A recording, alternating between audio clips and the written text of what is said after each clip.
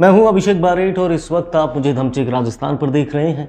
वीर राजपूत राजा और महान क्रांतिकारी जिन्हें उनकी जनता भारत भूषण और पूरा देश धर्म भूषण कहा करता था, जिन्होंने 1956 के अकाल में अपनी जनता के लिए अपना पूरा खजाना लुटा दिया था और बाद में खुद के आभूषण गिरवी रखकर अपनी जनता की सेवा की, उन्हीं महान राजा राव गोपाल सिंह खरवा ने कहा था कि 100 रंघड़ यानी वीर राजपूत क्षत्रिय को भांग यानी मिलाकर विधाता ने एक प्रताप बनाया है। राजस्थान की मिट्टी में 2 प्रताप पैदा हुए और दोनों ही की कीर्ति आकाश गंगाओं के अंत तक अमर रहेगी। एक महाराणा प्रताप जिन्होंने कहा था कि मैं जब तक अपनी जन्मभूमि को आज़ाद नहीं करा लेता तब तक ना महलों में रहूँगा, ना ही शैया पर सोऊंगा, ना ही सोने चांदी के बर्तनों में खाना खाऊंगा, और तब तक वृक्ष की छांव ही मेरे महल और घास ही मेरा बिछोना और पत्ते ही मेरे भोजन करने के पात्र होंगे। ताउम्र उन्होंने अपनी मातृभूमि के लिए अपने कहे शब्दों के वचनों का पालन किया। दूसरी तरफ राजस्थान की इसी मिट्टी में फिर महाराणा प्रताप के 353 साल बाद फिर एक प्रताप ने जन्म लिया और उस प्रताप ने कहा कि आज़ादी के पथ पर मैं अपनी माँ को हंसाने के लिए हजारों माताओं को नहीं रुला सकता। मुझे अंग्रेज़ सरकार के जुल्म कबूल हैं, लेकिन मैं मातृभूमि के साथ दगा नहीं करूँगा। पूरा नाम विदित है, कुंवर प्रताप सिंह बारट। कुंवर प्रताप सिंह बारट के पूरे परिवार के लिए महान क्रांतिकारी रास बिहारी बोस ने कहा था कि मेरी नज़र में संभवतः एक पूरे परिवार को ही आज़ादी की लड़ाई में आहूत होने का एक ही उदाहरण पूरे देश में है। आज कहानी महान क्रांतिकारी कुंवर प्रताप सिंह बारट की, जिन पर फक्र भरा इल्ज़ाम है कि उन्होंने खूनी फाग खेली। प्रताप सिंह बारट का जन्म 24 मई 1893 को उदयपुर में हुआ।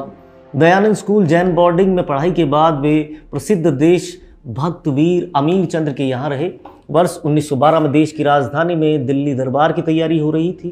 क्रांतिकारी रास बिहारी बोस ने वायसराय लॉर्ड हार्डिंग पर बम फेंकने के लिए जोरावर सिंह बारट और उनके 19 वर्षीय भतीजे प्रताप सिंह बारट को चुना।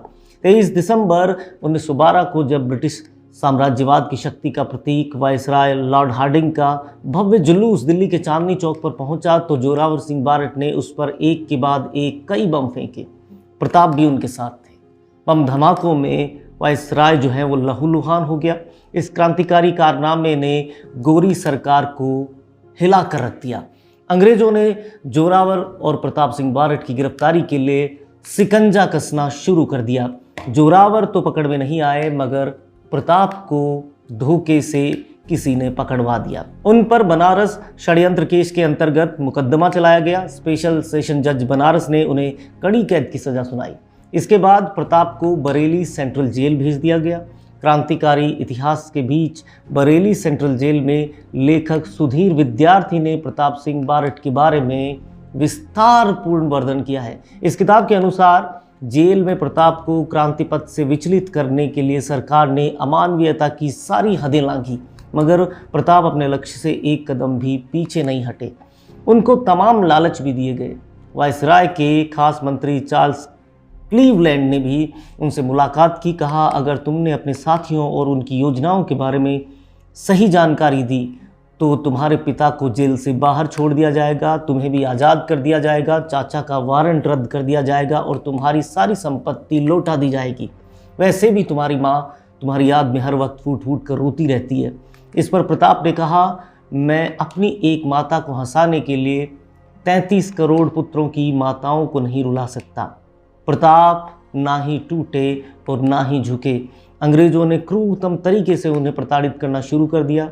जब जेल अधिकारियों ने देखा कि प्रताप सिंह किसी भी तरह मुंह खोलने को तैयार नहीं है तो उन पर और दमन किया गया, और यातनाएं दी गई।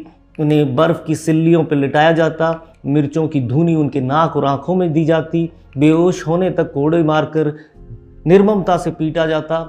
होश में आते ही फिर ये सिलसिला शुरू हो जाता। लगातार कई दिन उन्हें भूखा प्यासा रखा गया।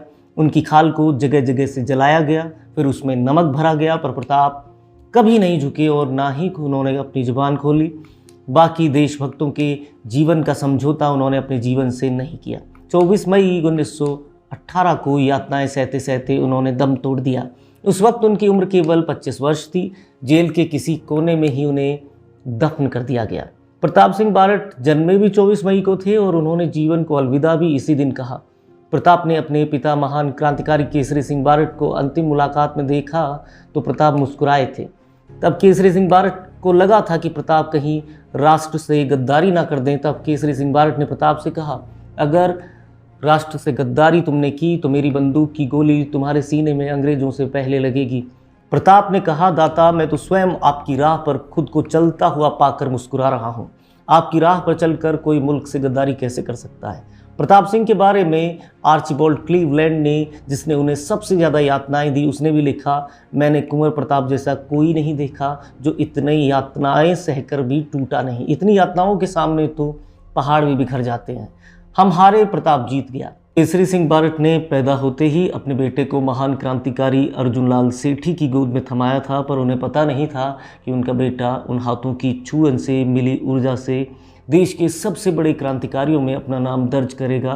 प्रताप चले जाते हैं पर उनके प्रताप पीछे छूट जाते हैं, हमेशा किसी के सीने में गर्व भर देने के लिए, देश की किताबों में प्रेरणा बने रहने के लिए। कैसे लगते हैं हमारे किस्से और कहानियाँ आपको? आप हमें कमेंट सेक्शन में ज़रूर बताएं और साथ ही साथ हमारे चैनल को सब्सक्राइब करें, बेल आइकन को प्रेस करें ताकि कोई किस्सा, कोई खबर, कोई कहानी आपसे छूटे ना।